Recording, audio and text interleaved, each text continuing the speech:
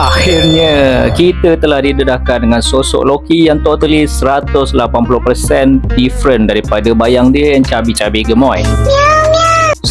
Jangan main-main dengan orang broken. Kena tinggal cenggih, terus hit the gym and boom, hot stuff boy.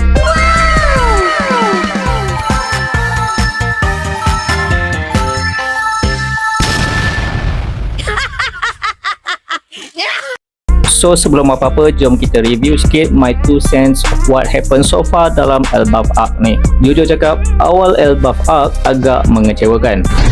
Everything was okay, diorang party, tertidur, diculik ke mini Elbaf, jumpa sandok palsu yang rupanya Rod menyamar, and then diorang berjaya terobos keluar dan kita akhirnya didedahkan dengan sosok Loki dan real Elbaf yang bikin merinding. Dah tu apa yang mengecewakan? Dia sikit je part pakaian dan senjata diorang yang kejap jadi lain dengan part sleeping mist. Kenapa giant-giant yang escort diorang ke Elbaf sendiri tak expect tentang area laut yang buatkan diorang tertidur kan? But anyway, yang lain semua okay. Malah introduction kepada karakter Loki is Chef Kiss. Yeah boy. Elbaf lebih kurang dengan apa yang aku lukis sebelum ni kan. Cumanya ada istana kecil tempat diorang dikurung yang terhubung dengan Yggdrasil. Aku rasa tempat ni bukan istana tapi penjara sebab Rod kata bilik life doll dia adalah tempat untuk kurung giant dan di bawahnya pula ada Loki yang diikat. So maybe Rod adalah warden atau anak kepada warden penjara tersebut. Satu lagi dalam chapter terbaru, chapter 1130, kita didedahkan bahawa Hajrudin juga anak kepada raja. But ada something fishy di situ. Dalam official translation, Hajrudin anehnya tidak diadres sebagai prince atau putera raja. Ini mungkin kerana Hajrudin bukanlah official child kepada King Harald. Senang cakap, Hajrudin is actually the bastard atau anak kepada Raja Harald. Sebaliknya, Loki pula adalah anak official turunan asal Harald dan that's why dia digelar sebagai prince. Okey, cukup pasal geografi Elbaf. Kita balik kepada topik asal, Loki. It is said that Loki terlalu mahukan sebuah Devi Fruit legenda yang diturunkan kepada keturunan di Raja Elbaf dan memakannya sampai dia sanggup bunuh bapa dia sendiri. Aku percaya dalam profesi Elbaf, buah tersebut disimpan dan tidak pernah dimakan selama beratus-ratus tahun dan diturunkan kepada di Raja Elbaf. So basically, kuasa Devi Fruit legenda tersebut tidak pernah didedahkan dan digunakan kepada dunia selama berabad-abad lamanya.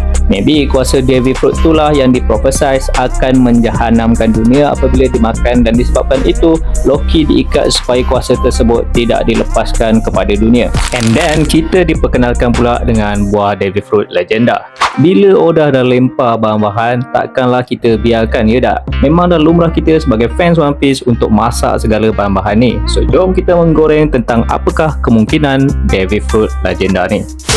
Tapi bukan saja-saja kita akan masak teori ni based on beberapa faktor yang aku rasa berkaitan. Pertama, Sun God.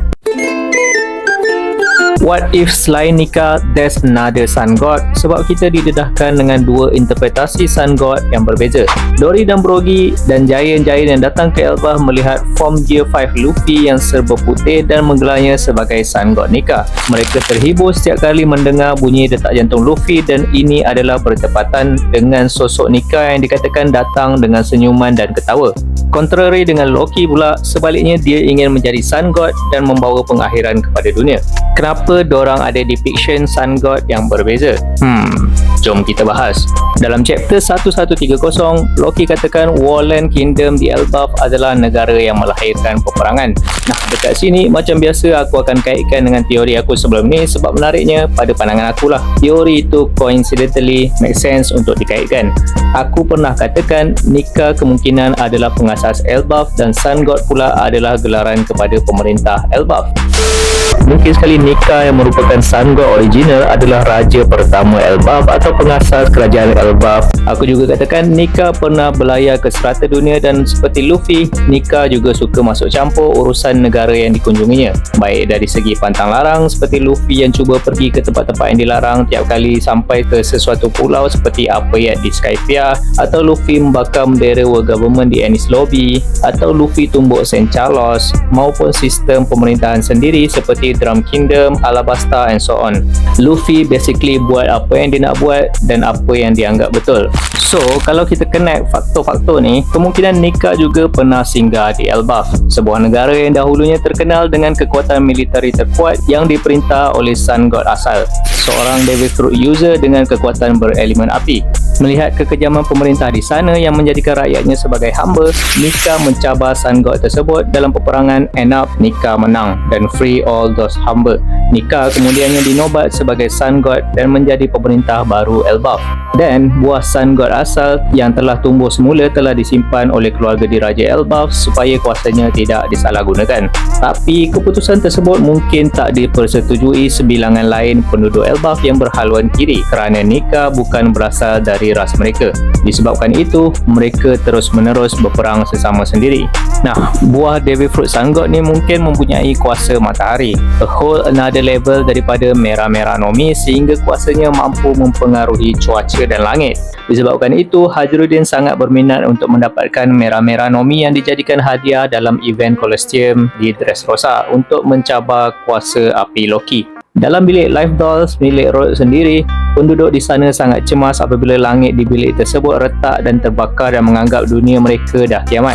Dalam mitologi Norse yang menjadi inspirasi Elbaf, pengakhiran dunia yang mereka gelar sebagai Ragnarok adalah siri peristiwa yang salah satunya terdiri daripada kebakaran seluruh dunia dan Yggdrasil. Kedua, War Devil Fruit. Elbaf sangat terkenal sebagai pulau yang dibina hasil peperangan. Mereka menggelar diri mereka sebagai warrior dan hidup dengan kod yang dianggap bermaruah sebagai warrior. Loki sendiri mengatakan Elbaf adalah kerajaan yang pernah hidup dan memberi nafas kepada peperangan. Dalam Little Garden Arc, pada mulanya kita diperkenalkan dengan nama Elbaf, the God of War. Yap, nama yang sama dengan pulau tu sendiri. Dalam arc tersebut, langsung tidak disebut mengenai Sun God. So what if dua God ni actually adalah dua entiti yang berbeza sama sekali? Kalau Sun God Nika terkenal dengan sosok yang ceria dan menyebarkan tawa, War God Elbaf pula adalah sosok yang sentiasa inginkan peperangan dan kemusnahan. Nah, what is the possible power of the War God Elbaf? Daripada namanya sendiri, kita boleh conclude bahawa kuasa Devil Fruit ni adalah to incite war. Kuasa untuk menghasut, memecah belah dan memarakkan api peperangan dalam jiwa seseorang. Kalau sebelum ni kita telah diekspos dengan kuasa Devil Fruit yang mampu menjadikan target menjadi batu kerana perasaan cinta seperti Mero-Mero Nomi milik Boa Hancock atau Kobu-Kobu Nomi milik Belo Betty yang memberikan semangat kepada targetnya. Nah, what if Devil Fruit ni mampu memarakkan kebencian dan marah dalam seseorang yang aku gelarkan sebagai Senso Nomi atau War Devil Fruit. Guess what? Dalam mitologi Norse sendiri, Loki telah berkahwin dengan seorang giant bernama Angerboda yang membawa maksud distress bringer atau pembawa kepayahan. Perkataan anger dalam namanya sendiri adalah sama sebutannya dengan anger atau kemarahan, which juga boleh dikaitkan dengan teori Devil Fruit ni. Kebulayan ini adalah seperti bangkai Shinji Hirako dalam Bleach yang menjadikan individu di sekitarnya bertarung sesama sendiri dalam pertarungan kalah mati sehingga akhirnya hanya pengguna bangkai tersebut yang terselamat. Nah, mungkin dalam One Piece, pengguna Devil Fruit ni akan memilih targetnya melalui penglihatan, menjadikan target tersebut marah dan end up bergaduh sesama sendiri. Disebabkan itu, mata Loki dibalut. Ketiga, Surtur.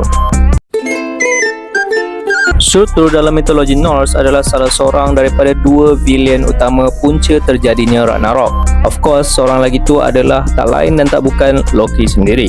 Surtur adalah fire giant terawal dan tertua yang terhasil dari api Muspelheim. Saking tuanya dia ni, kalau korang ingat sebelum ni aku pernah cerita pasal giant pertama Ymir dalam kosmologi Nordic, which macam biasa akan aku post linknya di komen. Nah, Surtur ni adalah adik kepada Ymir itulah. Surtur sendiri adalah personifikasi dari bencana dan api. Surtur sangat terkenal sebagai seorang giant yang menggunakan pedang berapi yang bersinar seperti matahari. Surtur boleh dikatakan peserta pertama kepada peristiwa Ragnarok. Surtur telah mengetuai bala tenteranya yang terdiri daripada Fire Jotnar, giant dari Muspelheim, menuju dan menyerang Asgard. Akibat hayunan dari pedang Surtur yang berasal daripada api murni Muspelheim, pohon Yggdrasil yang menghubungkan kesemua 9 alam telah terbakar sehingga akhirnya memusnahkan kesemua alam alam dan kehidupan di dalamnya, termasuklah Surtur dan bala tenteranya sendiri. Back to One Piece, ada beberapa perkara yang dapat dikaitkan dengan Surtur. Niat Loki untuk memusnahkan dunia boleh dikaitkan semula dengan peranan Loki dan Surtur dalam Ragnarok. Loki juga menggelarkan dirinya sebagai Sun God seolah mempunyai kaitan dengan api seperti mana terjadinya Surtur dari api. Reaksi dari penduduk bilik Livendol milik Rhodes setelah langit bilik tersebut terbakar yang menganggap perkara tersebut adalah pengakhiran dunia seolah kebakaran dunia dalam peristiwa Ragnarok. Manakala pedang raksasa yang tertancap di tepi Yggdrasil, walaupun kemungkinan tak ada tujuan signifikan sama sekali seperti pedang raksasa di Onigashima, might be foreshadow kepada Surtur yang menggunakan pedang. Lagipun, dua elemen utama terjadinya Ragnarok adalah Loki dan Surtur. Loki ada 6 anak. Narfi dan Vali dari Sijin, Gleipnir dari seekor kuda bernama Svaldivar, manakala 3 lagi dari Jotun Angerboda. Nah, ketiga-tiga anaknya dari Angerboda ni lah Jormungand, Fenrir dan Hel yang akan memainkan peranan penting dalam peristiwa Ragnarok. Jormungand yang juga dikenal sebagai World Serpent adalah ular raksasa yang tersangatlah panjang hingga mampu melingkari seluruh Midgard dalam mitologi Norse yang dikatakan berada dalam posisi menggigit ekornya sendiri sehinggalah Ragnarok bermula. Barulah gigitan tersebut dilepaskan. Jormungand dan adik-beradiknya Fenrir dan Hel awalnya telah dihalau oleh kerana Odin telah mendapat ramalan bahawa mereka bertiga bakal membawa malapetaka dalam peristiwa Ragnarok. Disebabkan itu, mereka telah berpihak kepada Loki dalam melawan Aesir ketika Ragnarok, di mana Jormungand akan melawan Thor dan akhirnya mereka saling berbunuhan. Fenrir adalah serigala raksasa dalam mitologi Norse yang dirantai kerana telah memakan tangan kanan Tyr, salah seorang Aesir, dan dianggap membawa malapetaka terhadap Aesir dalam peristiwa Ragnarok, di mana dalam peristiwa tersebut Fenrir telah membunuh Odin, ketua para Aesir. Hel adalah satu-satunya anak perempuan Loki yang juga dihalau Odin. Tetapi Hel telah ditugaskan sebagai penguasa kepada Helheim, sebuah realm atau alam selepas kematian. Dalam peristiwa Ragnarok, Hel akan membawa tenteranya membantu Loki melawan para Aesir. Jadi kesimpulannya, based on Ragnarok, pengakhiran dunia yang diinginkan Loki alone, ada 6 biji possible Devil Fruit yang aku boleh kaitkan. Matahari dan Surtur Devil Fruit dari Surtur, Anger atau War Devil Fruit dari Angerboda, dan 3 lagi Devil Fruit masing-masing diambil dari nama anak-anak Loki. Korang rasa apa lagi Devil Fruit yang sesuai untuk Loki? Cek komen. Jadi apa pendapat korang? Kalau korang ada teori yang menarik atau ingin kongsikan sesuatu, jangan malu-malu untuk like, komen dan subscribe video dan channel ni. Kita jumpa lagi di Laugh Tale.